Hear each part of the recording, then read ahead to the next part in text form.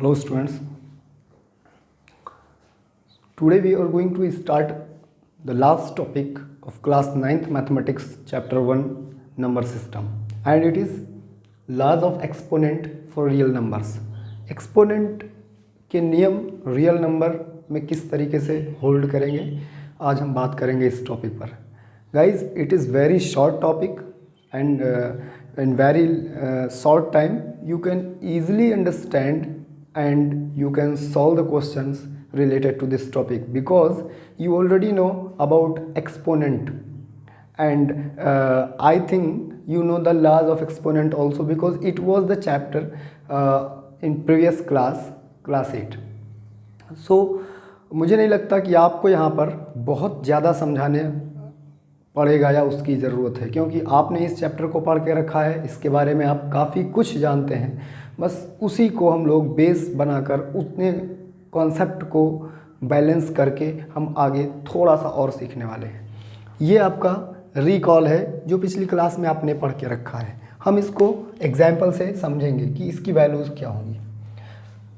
Before going to start this topic, one thing I want to make sure that in this system the notation is what, और उसको हम किस तरह समझेंगे, क्या रीड करेंगे. मैं आपको ये बताना चाहूँगा.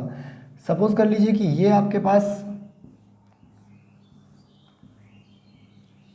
ये लिखा हुआ है, तो इसको हमें समझने की ज़रूरत है कि इसमें हमें किस दो चीज़ें आपको दिख रही हैं, a और उसकी पावर m दिख रहा है. तो हमें ये जानना है कि यहाँ पर इस a को हम क्या कहते हैं और m को क्या कहेंगे. दिस इज़ कॉल्ड बेस, इसको हम बेस कहेंगे. And this is called exponent, इसको कहेंगे. ये जो m आप देख रहे हैं इज कॉल्ड एक्सपोनेंट. तो ये दोनों बातें आपने पिछली क्लास से समझ के रखी हैं. आपको यहाँ पर ये भी समझाया गया होगा कि जब हमारे पास कभी भी, जैसे कि ये फर्स्ट सिचुएशन आप देख रहे हैं, पहली कंडीशन ये है, ये आप यहाँ पर देख रहे होंगे. मैंने यहाँ पर आपके लिए जो आपने जिस लेवल पर पढ़ के रखा है, first of all we will discuss about that level, ठीक है. उसके बाद फिर हम यहाँ पर बात करेंगे. मैं कहा a b m और n, ये सारे के सारे not here real. We first of all we will take natural number. ये नेचुरल नंबर है, नेचुरल नंबर है. You know guys that what is the natural number. तो ये आपने वहाँ पर समझ के रखा है. तो मैं अगर आपसे कहता, आपने ये भी जाना था कि in this case suppose you have something in form of exponent and it is in form of the product also. If the base are same then we can add the powers. अगर base same हो तो हम power को add करते हैं. ये बात आप अच्छे से जानते हैं. जैसे एग्जाम्पल के लिए मैं आपसे कहता कि आपके पास है 5 और उसकी पावर 3 है, और यहाँ पर 5 और उसकी पावर 1 है, बीच में इंटू है. So what will be the final answer. You know that this is 5 power 3 plus 1 and this is 4. वो मैं डायरेक्ट रिजल्ट नहीं लिखूंगा, 4 नहीं लिखूंगा, बिकॉज हम यहाँ पर m और n के बारे में नहीं जानते हैं कि ये कौन से नंबर हैं, क्या हैं, कैसे हैं. तो हम डायरेक्ट तो नहीं लिख सकते. ये प्रोसेस है, ये मेथड है कि हम इस तरह करते हैं. तो at the place of this you can write it as a power, यहाँ पर भी बेस सेम है तो आप इसको ऐड कर दोगे m प्लस n. दूसरी बात आपने वहीं पर सीखी थी कि अगर हमको कभी भी ऐसे नंबर मिले कि एक बेस है, जैसे कि मैं आपसे ये कहूँ कि ये लिखा हुआ है 2 और ये उसकी पावर 2 है और ये उसकी पावर 3 है. What will be the final answer. You know guys, we will multiply these two power 2 and 3. We will multiply these two power 2 and 3 and finally whatever the result.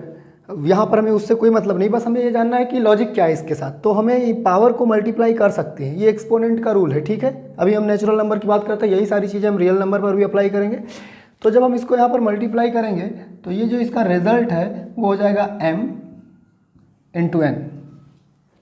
Similarly अगर आपसे मैं ये कहता बिल्कुल इसी के जैसा कि तीसरे पॉइंट पर अगर मैं आपसे डिस्कस करता कि वो देखिए क्या होगा इस तरीके से. जैसे मैंने आपसे कहा कि यहाँ पर लिखा हुआ है 6 की पावर 4 एंड 6 की पावर 3.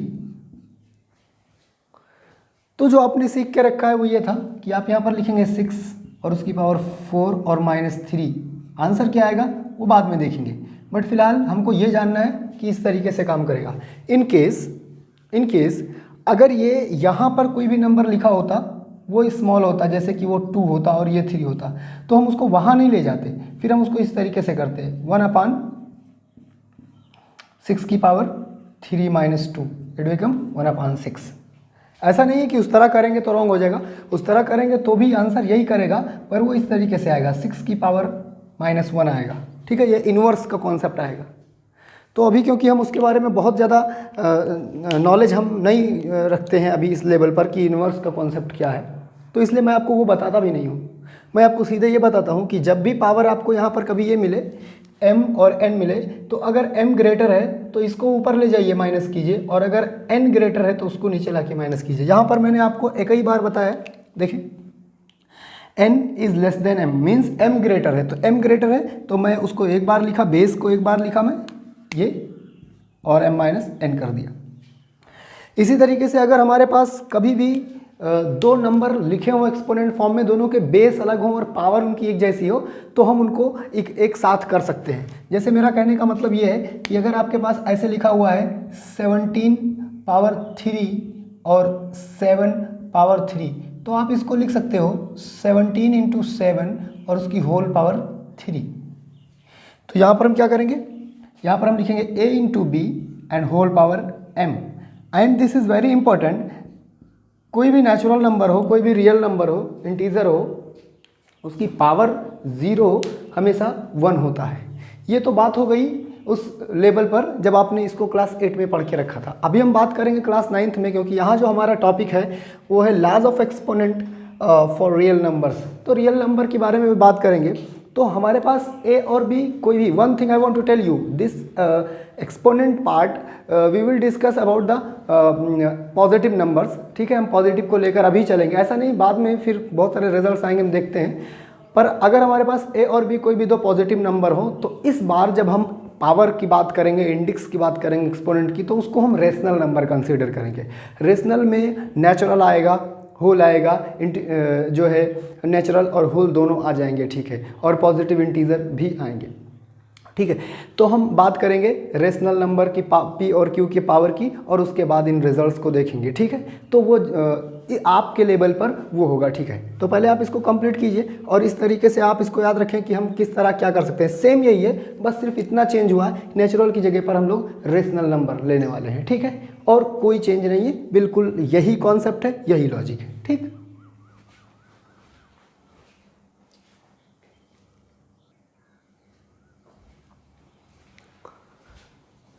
तो गाइज ये अब हम जो बात करेंगे वो बात करेंगे इसमें कि हमारे पास जो a है वो कोई भी a और b, ये पॉजिटिव, ये रियल नंबर्स हैं, रियल नंबर है। ये जो p और ये जो q है वो रेशनल नंबर है। तो यहाँ पर ये जो कुछ रिजल्ट्स लिखे हुए हैं, ऐसा बिल्कुल नहीं है कि यहाँ हम कोई और कॉन्सेप्ट यूज़ करने जा रहे हैं या कोई और लॉजिक निकल कर आएगी। बिल्कुल आपको वैसे ही करना है जैसे आपने नेचुरल नंबर के केस में किया है। बस इसको सॉल्व करने के लिए थोड़ा सा आपको ध्यान से करना होगा, केयरफुली करना होगा कि कहीं इसमें कोई मिस्टेक ना हो जाए, बिकॉज यहाँ पर जब हमारे पास पावर है तो वो रेशनल नंबर के फॉर्म में है। ठीक है, तो उनका एडिशन, सब्ट्रैक्शन, ये सारी चीज़ें थोड़ी सी आपको देखनी पड़ेगी, ध्यान देनी पड़ेगी। अभी आपने देखा कि a अगर बेस सेम है, पावर ऐड हो जाती हैं, whatever it is we will add it. ठीक है, तो यहाँ पर जो रिजल्ट आएगा वो p + q आएगा। साथ में मैं आपको एग्जाम्पल देते चलता हूँ। सपोज कर लीजिए कि आपके पास एक 2 है, उसकी पावर आपको मिल रही है यहाँ पर 3/1/3, और एक 2 आपको मिल रही है, उसकी पावर आपको मिल रही है 7/3। दोनों बेस सेम है, आप देख लीजिए, साथ में देखते चले इसको। तो जब दोनों बेस सेम है तो इनकी पावर को हम क्या करेंगे, ऐड करेंगे। जब इनकी पावर को ऐड करेंगे तो 2 लिखेंगे, 1/3 + 7/3, एंड रिजल्ट इज 2। अब ये यहाँ पर रेशनल नंबर के एडिशन का कॉन्सेप्ट लगाइए, जो भी होता होगा 3। ऐसा नहीं है कि बिल्कुल जो है ये सेम आएगा, डिनोमिनेटर सेम आएगा, लाइक जो फ्रैक्शन या लाइक फ्रैक्शन आपको मिलेंगे, इस बात की कोई गारंटी नहीं, वो कुछ भी हो सकता है। But in this case I am taking easiest example कि आपको समझ आ जाए, आप उसमें आप उलझे ना कि ये क्या हो गया। ठीक है, तो देखिए जब बेस सेम थी तो पावर हमने ऐड किया, अब ये फाइनल आपका आंसर है। यही काम हमने वहाँ पर भी किया था। फिर दूसरी सिचुएशन में आपने कहा था कि इसको मल्टीप्लाई करेंगे, तो हम यहाँ पर भी मल्टीप्लाई करेंगे, the result became this. Example देखते चलते हैं साथ में इसके। एग्जाम्पल के लिए मैं आपको समझाता हूँ कि सपोज कर लीजिए कि आपके पास ये लिखा हुआ है 6 और उसकी पावर यहाँ पर लिखी हुई है 1/2 और इस होल की पावर है 4/1। दोनों रेशनल नंबर हैं, डोंट वरी, दोनों रेशनल नंबर है। 4 is also a rational number. अब अगर मैं आपसे कहता कि इसको सॉल्व करना है तो आप क्या करते, जो आपको लॉजिक बताई गई है वो ये है कि दोनों को मल्टीप्लाई करना है, इसका मतलब है 1/2 एंड 4/1 और इसको सिंप्लीफाई करेंगे तो रिजल्ट आपको मिलेगा 6 square and it became 36। Answer क्या आ रहा है, डजेंट मैटर, बस आप लॉजिक और तरीका देखें कि हम इस तरह करेंगे इसको कैसे, ठीक है। फिर तीसरी इंपॉर्टेंट बात यहाँ पर है, आपने देखा था कि ये सब्ट्रैक्ट होता है, ठीक है। तो जब हम लोग यहाँ पर लिखेंगे ए और वो ग्रेटर देन और लेस देन वाली बात होती है तो वो क्वेश्चन जब रहेगा तो क्वेश्चन को देखकर हम समझ जाएंगे कि कौन सा बड़ा है कौन सा छोटा है। अब यहाँ पर अगर मैं आपसे कहता कि ये लिखा हुआ है 2 की पावर 1/3 और ये लिखा हुआ है 2 की पावर 2/3, ठीक है, 2 की पावर 1/3 और 2 की पावर 2/3, या इसको हम लोग 2 कर लेते हैं और इसको 1 कर लेते हैं। अब यहाँ पर जो आपको बताया गया वो ये है कि पावर सब्ट्रैक्ट होगी, ठीक है, पावर सब्ट्रैक्ट हो गई, ये हो गया 3, यहाँ 1 आ गया और यही आपका आंसर हो गया, ठीक है। लेकिन मैं फिर से बताऊँ, आप बिल्कुल ये दिमाग में ना रखें कि हमेशा सेम डिनोमिनेटर होगा, नहीं, इस बात की गारंटी नहीं, बस मैं आपको समझा रहा हूँ कि इस तरह हो रहा है। कोई भी डिनोमिनेटर हो, मैथमेटिक्स है, कोई फिक्स क्वेश्चन होते नहीं है इसके, जो जैसे चाहे नंबर को चेंज करके क्वेश्चंस बनाए जा सकते हैं। तो आप इस बात को अपने दिमाग में रखें, ठीक है। अब यहाँ पर भी मैंने आपको बताया कि जब दोनों की पावर सेम होंगी तो उनको हम एक बार में लिखेंगे p। फॉर एग्जाम्पल सपोज कर लीजिए कि आपके पास लिखा हुआ है 5 और उसकी पावर है 1/7 और यहाँ पर लिखा हुआ है 8 और उसकी पावर भी है 1/7 और बीच में इंटू है, तो आप लिखेंगे 5 × 8 and power 1/7। Answer will be 40 power 1/7। तो स्टूडेंट आपने समझा कि ये इस तरीके से हमको रेशनल नंबर अगर मिलेंगे तो इस तरह करेंगे। एक छोटी सी बात मैं आपको और समझा देता हूँ कि जैसे आपने कभी कभी देखा होगा रूट के क्वेश्चन, स्क्वायर रूट और क्यूब रूट वाले क्वेश्चन, तो उन पर अगर कोई पावर लिखी होगी तो उसको हम समझेंगे क्या। ये बहुत छोटी सी बात है बट बताना बहुत ज़रूरी है, ठीक है, उसको आप समझते चलिए। ये कंप्लीट करेंगे, ठीक है। अब ये लास्ट टॉपिक है इस चैप्टर का। After that this chapter will finish and I will give you some assignment related to this chapter and then we will start the next one, okay, ठीक है। तो मैं वो बताता हूँ, वो बहुत इंपॉर्टेंट है। अपने इसको कंप्लीट वीडियो को पॉज करके इसको नोट कीजिए, बहुत इंपॉर्टेंट है। उसके बाद आपके सारे क्वेश्चन इससे लग जाएंगे, ठीक है। देखिए मैं जो कहना चाह रहा हूँ, एक लास्ट पॉइंट है, उसको आप समझ लें कि हमें ये किस तरह सॉल्व करना होगा। जैसे सपोज कर लीजिए कि आपको कहीं पर ऐसे रिजल्ट्स मिलते हैं, ऐसे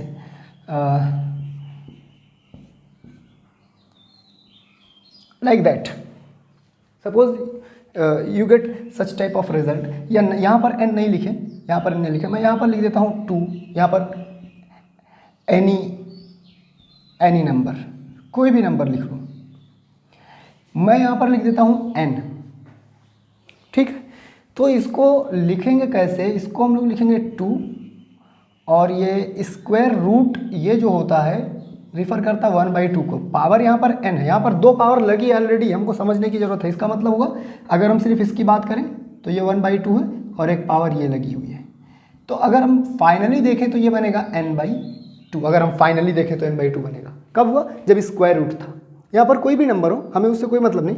यहाँ पर भी कुछ भी हो सकता है, 5 हो सकता है, अगर 5 होता तो 5/2, 10 होता तो 10/2। सॉल्व होने के बाद क्या आता है उससे भी कोई मतलब नहीं है, ठीक है। पहले समझना है कि लिखेंगे कैसे।